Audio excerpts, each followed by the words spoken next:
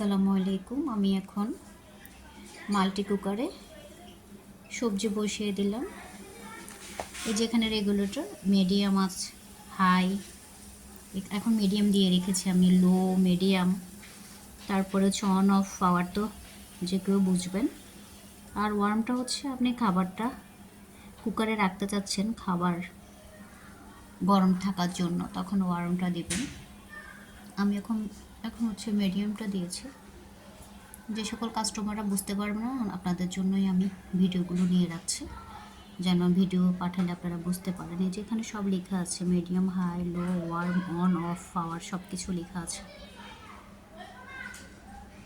4টা হাঁড়ি, তো আমি এখন একটা হাঁড়িতে সবজি দিয়ে দিয়েছি। যে আমার সবজি রান্না কমপ্লিট হয়ে গেল। আর সবসময় চামচগুলো ব্যবহার করবেন, অথবা নন স্টিকের কাঠি ব্যবহার করবেন, অথবা কাঠের কাঠি ব্যবহার করবেন। দেখুন মিডিয়ামে দেওয়ার পরেও কিভাবে হচ্ছে সবজি, অনেক ভালো। রাইস কুকার থেকে এটা একটা পারফেক্ট কুকার বলবো আমি।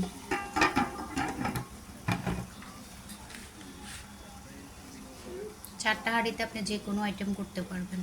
ঠিক আছে, আজকে ভিডিওটি শেষ করলাম। সবাই ভালো থাকবেন। আসসালামু আলাইকুম, আল্লাহ হাফেজ। যেহেতু আমার রান্না এখন শেষ, আমি অফ করে দিচ্ছি। শেষ।